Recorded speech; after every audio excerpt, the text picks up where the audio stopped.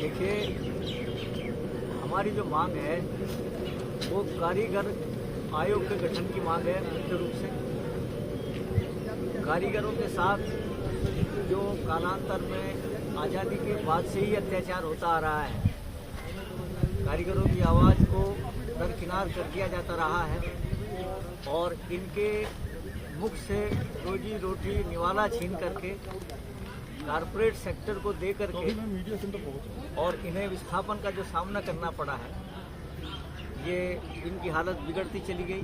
इसलिए हम चाहते हैं कि कारीगर की तरफ को ध्यान जाए सरकार का, कारीगर आयोग की स्थापना करें, कारीगरों की समस्याएं जो हुई हैं उनका निराकरण करें।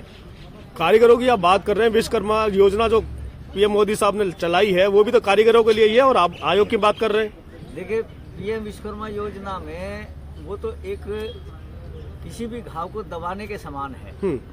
जब तक किसी भी घाव का ट्रीटमेंट सही तरीके से नहीं किया जाएगा तो आप ऊपर से मरहम पट्टी करते रहें, उससे कोई फायदा होने वाला नहीं है। जब तक कि आप उनके वास्तविक कारणों की जांच ना करें, उनके वास्तविक कारणों को ना जाने कि क्यों कारीगर वर्ग सड़कों पर आया है, तो हम आपको विस्तार से बताते हैं कि कारीगर वर्ग का जो दुर्गति को प्राप्त हुआ है क्यों हुआ है।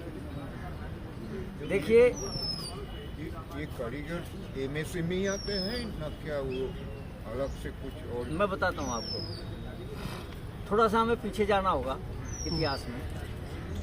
जब हमारा देश आज़ाद हुआ था तो आप जानते हैं कि हर गांव टेक्नोलॉजी से परिपूर्ण हुआ करता था।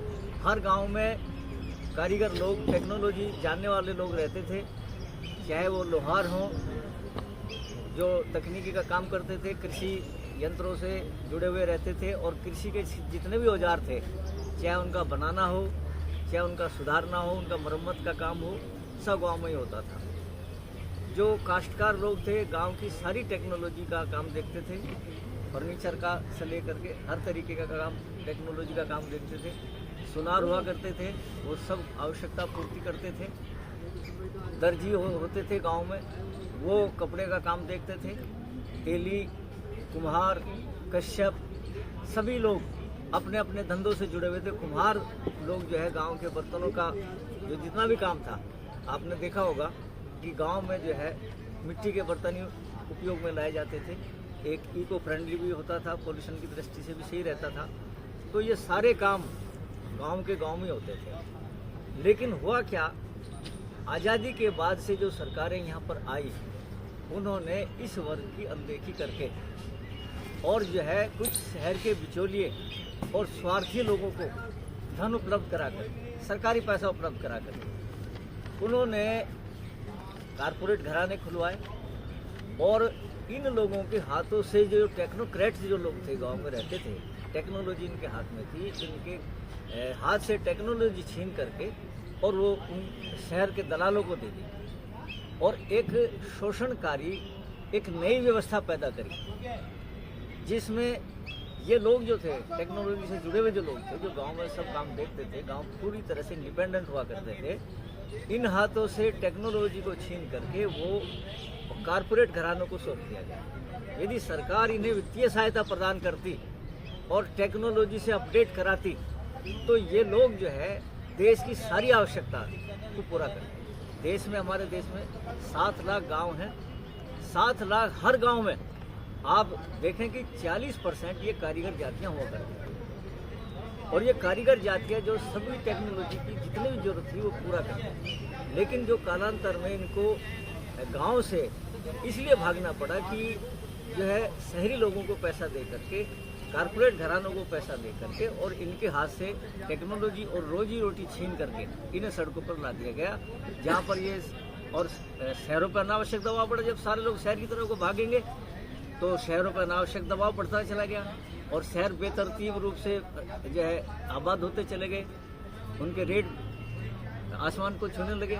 ये लोग जो आए वहाँ से, गाँव से, ये कभी कोई सड़कों पर, फुटपाथ पर स्लम कॉलोनियाँ क्यों विकसित हुई? इन लोगों की वजह से विकसित हुई। इनके हाथों से रोजी रोजगार से। इनको तो ऑर्गेनाइज नहीं है, नहीं तो अनऑर्गेनाइज ये वर्ग है, इसीलिए इनका शोषण हुआ। ये अनऑर्गेनाइज जो है, ये असंगठित वर्ग जो है ये, इसीलिए इनका शोषण हुआ। विश्वकर्मा योजना जो लागू करने का प्लान था वो यही तो है कि इन लोगों को फायदा पहुंचाया जा सके। तो ये बहुत देर में उठाया गया कदम है। अगर ये झूठ का पुलिंदा है, आंकड़ों का खेल है। अगर वास्तविकता में सरकार के पास इसका कोई एजेंडा होता सही तो आज विश्वकर्मा समाज सड़कों पे न उतर रहा था। न्याय पार्टी जो आज संघर्ष कर रही है उसका उद्देश्य उन अति पिछड़ों, उन वर्गों को न्याय दिलाने का है, समानता दिलाने का है। उनके हक अधिकार मिल ही नहीं रहे। अगर ये आंकड़ों की बाजी ना होती, ये खेल तमाशा ना होता, पूंजीवादी व्यवस्था ने इनको सड़कों पे ला दिया है। आयोग की बात आप बार बार कर रहे हैं, आयोग बनाने से आखिर होगा क्या? देखिए, आयोग बनाने का मकसद केवल ये नहीं, आयोग बना के उसमें खाना पूर्ति, उन्हीं वर्गों के प्रतिनिधि को उस आयोग की जिम्मेदारी देनी पड़ेगी, सशक्त बनाना पड़ेगा ताकि उन वर्गों के लिए वो काम कर सके। हम केवल खाना पूर्ति या औपचारिकता नहीं चाहते। देखिए, पंचायती राज व्यवस्था हमारे इसकी लोकतंत्र की अवधारणा है, मगर उसको भी नष्ट कर दिया गया है क्योंकि हर गांव में जो सबसे बड़ा वर्ग है वो कारीगर वर्ग है। हर गांव में हर व्यवस्था, देश की अर्थव्यवस्था का आधार जो है कारीगर है। जब कारीगर उस पूंजीवादी व्यवस्था के नीचे दब जाएगा, कुचला जाएगा, तो देश की अर्थव्यवस्था का जो आप सपना देखते हैं, टारगेट देखते हैं, वो आप पूरा नहीं कर सकते। कभी ना कभी ये ध्वस्त हो जाएगा। जब हम समाधान क्या है? समाधान इसका यह है कि सरकार को, देखिए इस देश में किसानों की बात हो रही है मगर कृषक मजदूरों की बात ही नहीं करता कोई। अगर ये वर्ग मुख्य धारा में लाया जाए, अर्थव्यवस्था की मुख्य धारा से इसे लाया जाए, जोड़ा जाए। आप लघु उद्योगों की बात करते हैं, उनके संरक्षण की बात करते हैं, उन्हें बढ़ावा देने की बात करते हैं, मगर हमें बताइए कितने बैंक उन्हें लोन देने के लिए तैयार है? ये सिर्फ एक नौटंकी हो रही है कि जी लोन दिया जा रहा है या उनकी व्यवस्थाएं बनाई जा रही है या उनके लिए योजनाएं चलाई जा रही है। वो सिर्फ एक झूठ का पुलिंदा है। हमें विश्वकर्मा योजना में ही साबित कर दे कि कितने लोग लाभान्वित हुए हैं उससे। उनका एक आंकड़ा, आयोग बनाने का फायदा क्या होगा? देश के अंदर जिस तरह से बेरोजगारी फैल रही है, बेरोजगारी युवा नौजवानों के लिए कोई पार्टी, सत्ताधारी पार्टी हो या विपक्ष हो, कोई बोलने को तैयार नहीं है। न्याय पार्टी बोल रही, क्या कर रही है? न्याय पार्टी बोल रही ना। आज अगर न्याय पार्टी जंतर मंतर तक पहुंची है तो उसका उद्देश्य यही है कि उनके न्याय की, उनके हक की बात कर रहे हैं हम लोग। इसी उद्देश्य को लेकर इकट्ठे हुए हैं। जी अध्यक्ष जी, तो क्या लगता है कि न्याय पार्टी के साथ और कौन से दल साथ? हाँ, न्याय पार्टी के उसमें कई हमारे सहयोगी दल हैं। जो सर्वजन समता पार्टी के राष्ट्रीय अध्यक्ष हमारे पीछे बैठे हुए हैं और सेकुलर पार्टी के हमारे राष्ट्रीय अध्यक्ष बैठे हुए हैं, गोस्वामी जी, सतवीर गोस्वामी। पार्टी में राष्ट्रीय अध्यक्ष आलोक मिश्रा, हरियाणा विकास पार्टी के राष्ट्रीय कल्याणवादी पार्टी, कल्याणवादी पार्टी के राष्ट्रीय अध्यक्ष हमारे साथ बैठे हैं और कई पार्टियां इस जो है आंदोलन में हमारे साथ जुड़ी हुई है। आज आपने पूछा कि इससे आयोग से क्या होगा? देखिए, आयोग जो है किसी भी चीज का विस्तृत अध्ययन करने के लिए गठित किया जाता है। कोई बात जब समझ में नहीं आ रही है, तमाम चीजें फैली हुई है, इधर उधर उनकी सब लोगों को जानकारी नहीं है, तो उसके लिए एक आयोग का गठन किया जाता है। जैसे किसानों की समस्या के लिए कालेलकर आयोग का, या पिछड़ों की समस्या के लिए भी प्रमंडल आयोग का गठन किया गया था।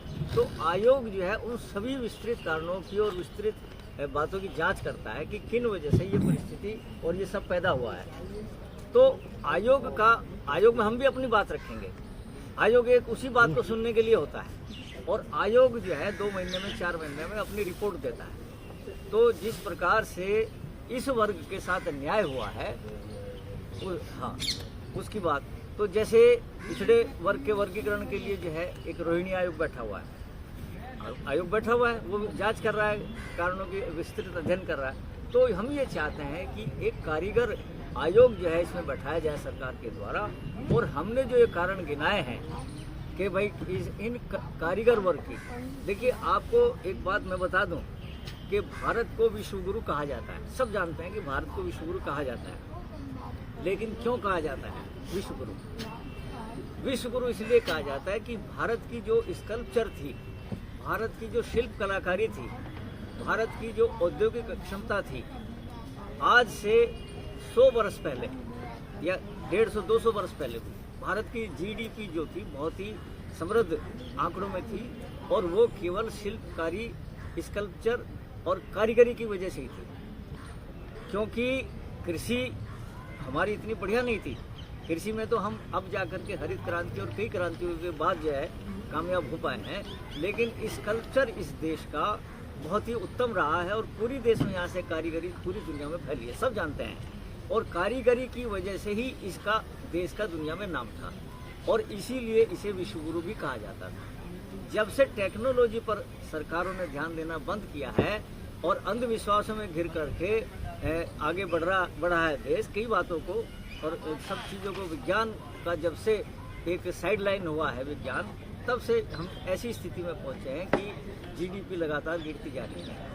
इसे रोकने के लिए टेक्नोलॉजी पर आधारित व्यवस्था, कृषि व्यवस्था हमारी होनी चाहिए।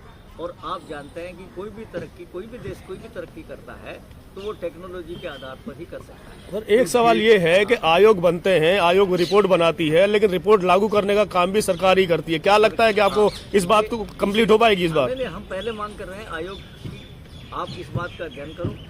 इसके बाद हमारी मांग रहेगी उस आयोग की रिपोर्ट को सार्वजनिक करके उस आयोग की रिपोर्ट को लागू करो। हम आगे संघर्ष करेंगे, ऐसा नहीं है कि हमारा संघर्ष आज ही हो जाएगा, आज ही शुरू हुआ आज ही खत्म हुआ। पूरा देश में 8 लाख गाँव है। हाँ, 7 लाख गाँव है। 7 लाख।